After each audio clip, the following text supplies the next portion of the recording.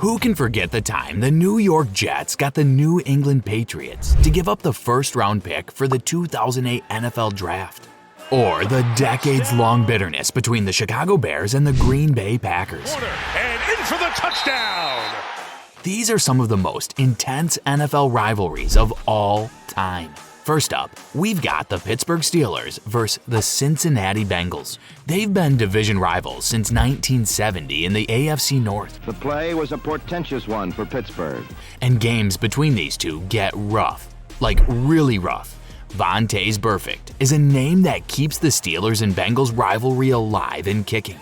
It was Burfict who really turned up the heat in 2016. He delivered a brutal hit on Antonio Brown that likely left him with CTE. Out of control, out of control. But revenge was on the menu the following season when Juju Smith-Schuster served up an illegal block that knocked Burfict out cold. In 2018, when they faced off again, Burfict just couldn't resist and was slapped with a fine for some unnecessary roughness against Antonio Brown and James Conner. Burfict's recklessness and violence defined the Steelers-Bengals rivalry. Personal foul, unnecessary roughness. It's as intense as it gets. Now, things have toned down a bit recently. But don't think for a second that these teams suddenly love each other. Just look at Jamar Chase flipping off Minkah Fitzpatrick. That's proof that there's still some serious bad blood between them. This rivalry definitely isn't going anywhere. It's going to be suspension, fine. Just like the one between the Chicago Bears and the Green Bay Packers. The Bears-Packers rivalry is the biggest of NFL feuds, and fans from everywhere mark their calendars for this showdown. Since way back in 1921, the folks from Green Bay and Chicago have been throwing shade at each other. The edge to the end zone. Jones with a touchdown.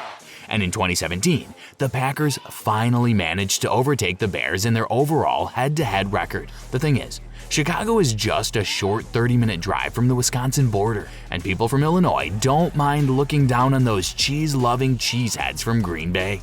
In return, Wisconsinites have a strong dislike for folks from Chicago. This rivalry has lasted a really long time, more than a century, and it has a legacy of its own. Touchdown, Randall Cobb. But when it comes to the Steelers and Ravens rivalry, forget about legacy. It's all about fierce competition and, well, some pretty intense clashes. Here it is to the end zone, and it's broken up. And that's despite Baltimore only entering the league in 1996. It is by the defense. When these two teams clash, you better believe the hits are hard-hitting, the fans are loud, and the games are an all-out war. Legendary names in the game like Ben Roethlisberger, Terrell Suggs, Ray Lewis, and Hines Ward have taken their performance to another level in this matchup. You're trying to make more of a play than what's there. Even Pennsylvania's Harrisburg is considered an official secondary market for the Ravens. And who can forget the infamous moment when Mike Tomlin interfered in Jacoby Jones' kickoff return? Allen is basically keeping the Steelers in this thing.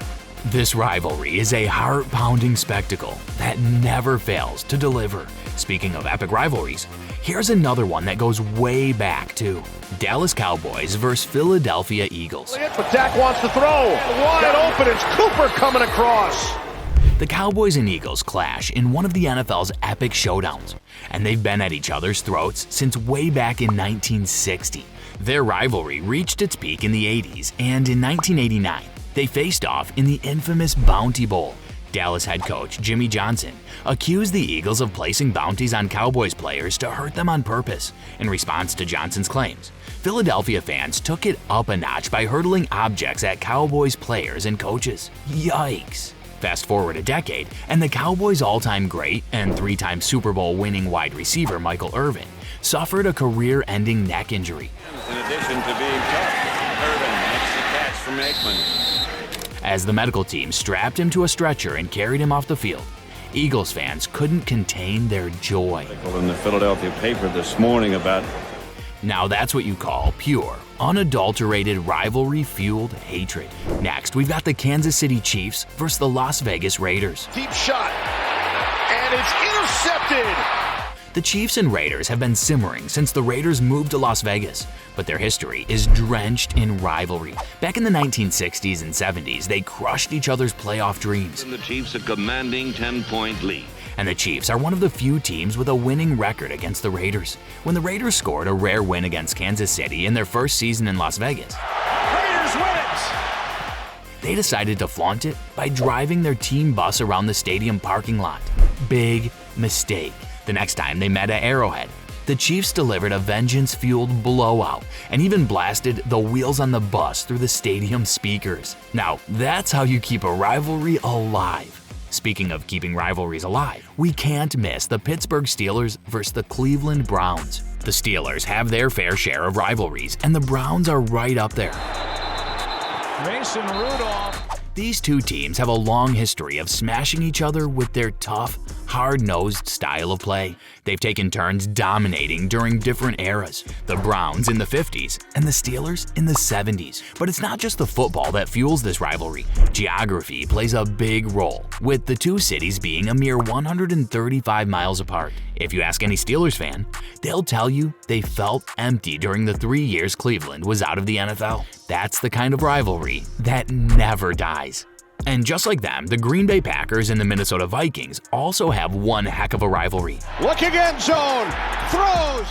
And it's not just limited to the NFL. It's a statewide sports beef that runs deep between Wisconsin and Minnesota.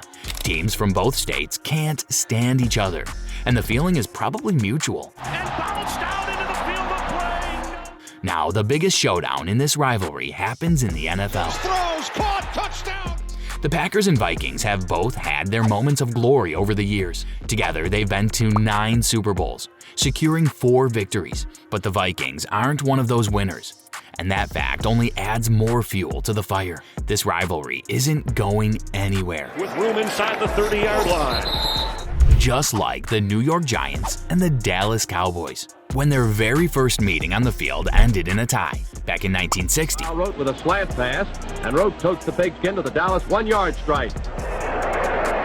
they knew they were in for a special rivalry. From that day on, it's been all-out football warfare. But let's dive into the juicy part of the story, the real rivalry ignition switch. Hall of Fame coach Tom Landry. Now, this guy had some serious history with the Giants. He was drafted by them, played like a champ for them, and even coached for them.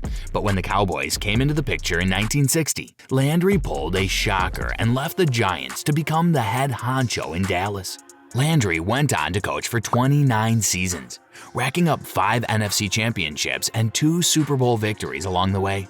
He had quite the record against the Giants, with a pretty impressive 35 wins, 17 losses, and 2 ties. Looking ahead, both teams seem poised for future success.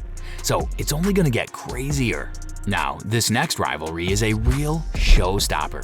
The Washington Commanders versus the Philadelphia Eagles. It's this one and the dominant performance from the Philadelphia defense the last 2 weeks. The Commanders-Eagles rivalry has been incredibly close head-to-head. Despite their first meeting way back in 1934, these NFC East foes are just 135 miles apart, adding an extra layer of intensity. In 1990, they took their rivalry to new heights. Check back in the game. Good defense. Eagles coach Bubby Ryan boldly proclaimed before the game that Washington players would have to be carted off in body bags. And guess what? They almost did just that, knocking out 9 Washington players. Both teams lost their starting and backup quarterbacks. Yikes. But there's one more clash that leaves us wanting more. The Dallas Cowboys versus the Washington Commanders. Oh, for the touchdown! The NFC East serves up one of the NFL's most iconic rivalries, the Dallas Cowboys versus the Washington Commanders. This rivalry traces its roots all the way back to 1958, and believe it or not, it all started over a song. So Washington was on the brink of being sold to a wealthy oil tycoon from Dallas named Clint Murchison Jr. But then the team's owner, George Preston Marshall, had a change of heart and backed out of the deal. Well, Mr. Murchison wasn't too thrilled about this, so he decided to get back at them in a creative way. He went ahead and bought the rights to the music of the Hail to the Redskins fight song. Now, what did he do with those rights, you ask? Well, he did what any savvy businessman would do. He held the song hostage, threatening to keep Washington from using it until he got his way. Eventually, under his musical blackmail, Washington reluctantly voted to approve an NFL expansion franchise in Dallas. And that is how a legendary rivalry was born. Hail to the Redskins indeed. Well, that's all for the most intense NFL rivalries of all time. If you want to see what else NFL players get up to, make sure to check out this next video.